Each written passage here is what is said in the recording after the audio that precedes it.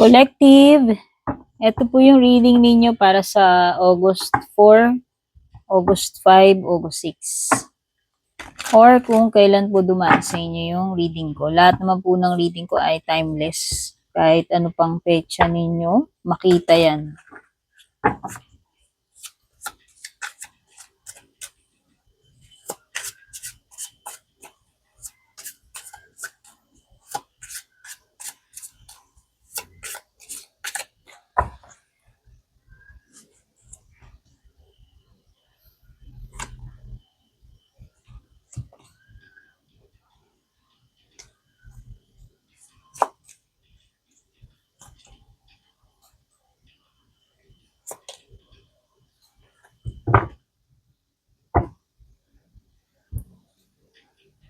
So, meron ka ritong Moon card upright, 6 Pentacles reverse, 3 Wands reverse, 2 Pentacles upright, the Star reverse, 2 of Wands reverse, and at the bottom, 7 Wands reverse.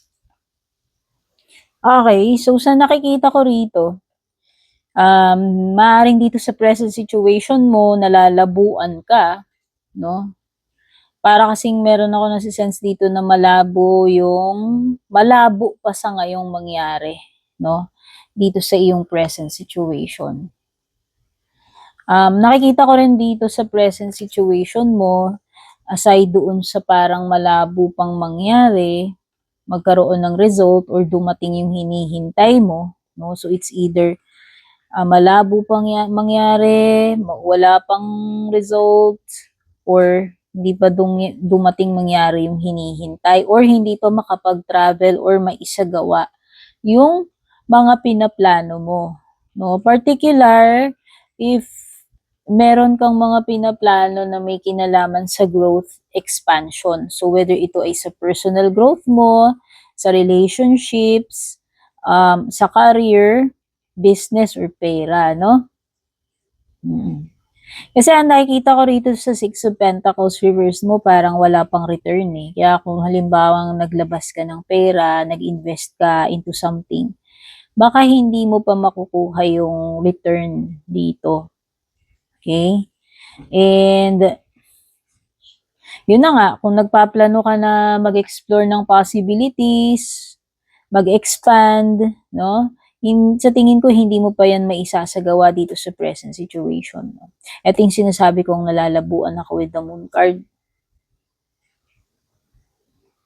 Hindi pa guaranteed dito kung akong tatanungin. Kasi hindi pa ganun, hindi pa nakikita yung clear path. Hindi pa nare-reveal lahat-lahat. No? So sabihin na natin, pwedeng dito sa present situation mo, may mga hidden factors na hindi mo pa nalalaman kasi nga hindi pa nag-a-appear, hidden pa lang. Okay? So yan, kung akong tatanungin, itong path na tinutumbok dito, pwedeng walang kasiguraduhan, walang guarantee, wala pang clarity sa ngayon kung if this is related sa mga bagay na inaantay mo na magkaroon ng kaliwanagan or confirmation. No? So, sa mga susunod na araw, weeks, months, or depende pwedeng itong stretch ng timing na itong mga susunod, pwedeng days, weeks, months, or years, depende kung ano yung mag-a-apply sa inyo, no? Kung saan kayo makaka-resonate. So, dito sa present, may walang saplot, kaya tatakpan ko ng daliri ko kasi bawal. Actually, dito sa present, magkakaroon ka ng moment to weigh your options, no? Kasi dito sa Two of Pentacles mo, nakaka-feel ako dito na may choice ka naman if ever. Sabi ko nga, may options ka, makakapagtimbang ka ng options mo. Hindi naman ito yung situation wherein very desperate ka kasi kahit papano meron kang fallback, merong dalawang pagpipilian, di ba? So it's up to you na lang na timbangin which is better or which is priority, no? Alin ang mas matimbang ba sa'yo? Depende kung anong susundin mo Ikaw, basta ang bottom line, this is a card na kailangan mong tignan yung mga options mo, consider mo yung mga dapat mong i-consider dito, yung mga pros and cons dito sa situation mo. So, depende na lang talaga sa'yo anong pipiliin mo, kung ano yung matimbang, ano yung importante, ano yung priority, depende na yan sa'yo. Okay? And by the way, dito sa present mo, ay sa near future pala, sabihin na natin, itong mga susunod, sabihin na natin pwedeng susunod na days, weeks, months, no? Or year, eto na, darating na yung ship na hinihintay mo. Kasi nga, di ba, lumilitaw nga rito kanina sa present mo na parang malabo pa, hindi pa dumarating yung opportunity na yon, yung return na yon, yung answer, confirmation, hindi mo pa maisagawa, hindi ka pa makatravel. Well, dito sa mga susunod, no, nakikita natin dito na the ship that you are waiting for will arrive, no? So yun, this is good news kasi sabi ko nga, paparating na yung inaasahan mo, yung hinihintay mo na yon. Kung ano man yun na mga binanggit ko kanina dito na parang may waiting period or delay. Okay? Although, the star card appeared, no? Itong star card mo kasi is baliktad.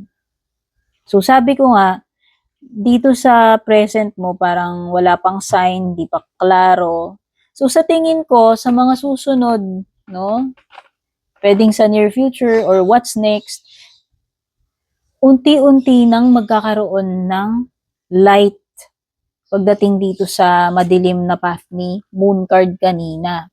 So, ibig sabihin, unti-unti nang marireveal kung ano yung mga dapat ma-reveal dito, yung mga pwedeng mangyari. Magkakaroon ka na ng hint ng signs So, para sa akin, this is still good news. No? Kasi pwedeng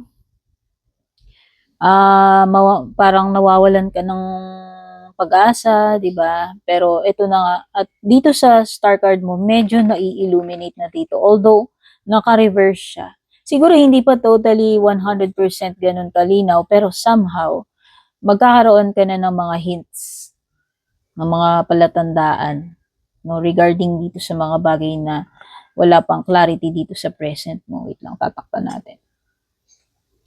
Woo! Hirap naman ng ganito, daming bawal sa mundo. Char. Ayan.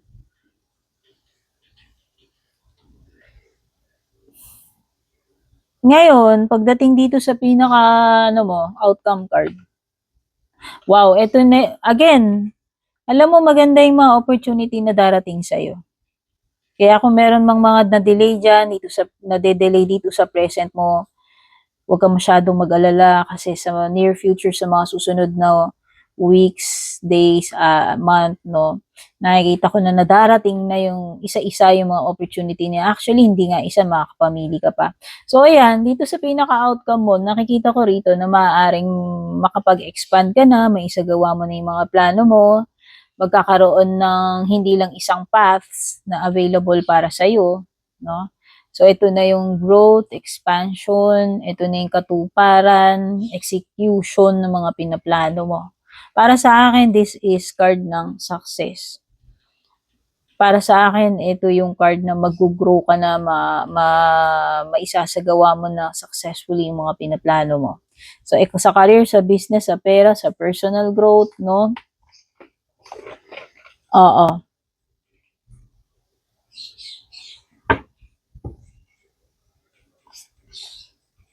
Sa area ng hindi mo inaasahan, meron ka ritong 7 of Wands reversed.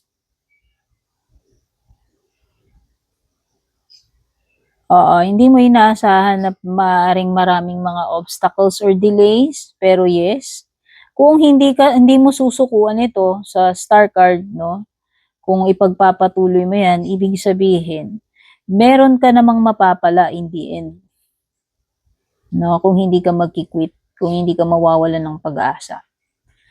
Hindi mo lang inaakala talaga na magiging ganun ka-challenging or pwedeng may mga kontrabida, hassle, delay, kung ano man yung mga obstacles na yun. Eventually, darating din talaga yung tamang timing para dito sa mga opportunities mo, para sa growth mo, sa expansion mo. So, para sa akin, good pa rin ito. When it comes to your love life, Walang kasiguraduhan dito sa present ninyo kagaya niyan. Same pattern yung gagamitin natin kasi same cards, no. So, sa love life mo dito sa present, parang walang mai-offer na guarantee sa 'tong person na 'to, no. Kumbaga, puwedeng pinasok niyo 'tong connection na 'to nang hindi kayo gano'n ka-sure talaga sa isa't isa or kung ano yung mga next na puwedeng mangyari sa inyo. No, kaya nga may mga bagay dito sa present na puwedeng hindi niyo pa puwedeng hindi niyo pa gano'n kakilala yung isa't isa. Puwedeng may mga bagay na hidden pagdating dito sa connection ninyo or dito sa side ng person mo. Puwedeng may mga bagay na hindi siya sinasabi, puwedeng secretive siya, yes, puwedeng may mga secrets dito, eh.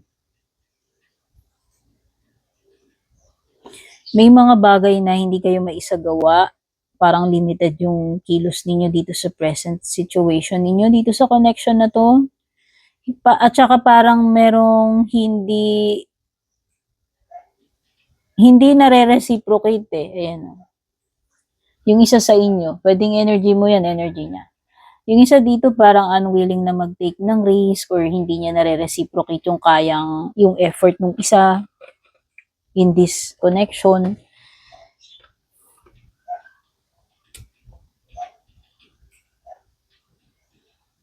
Oo, darating dun sa point na actually hindi ka naman gano'n ka-desperate na umaasa or parang ang nafe-feel ko lang is more of casual connection wherein parang walang pressure, hindi ka naman gano'n ka-dependent dito sa person na 'to or umaasa ng kahit anong outcome sa inyo. Kumbaga parang come what may, 'no? Kasi dito sa mga susunod actually meron pang another person na darating sa'yo, eh. Makakapag-decide ka, eh. Makakapamili ka, eh, ng kung ano yung magiging outcome mo or kung sino dito yung kanino mo gustong mag-end up with, 'no? So yun, nakikita ko lang sa mga susunod na days, weeks, maaaring gumawa ka ng decision if iko-continue mo pa rin yung connection mo with this person or pipili ka na lang ng ibang path, magpart na lang ba kayo ng ways? Or kung meron mang sabi ko nga parang possible other person na darating sa path mo, puwedeng mag-decide ka na mamili ka between the two, 'no? Kasi nga nakikita ko na merong choice at saka decision to make.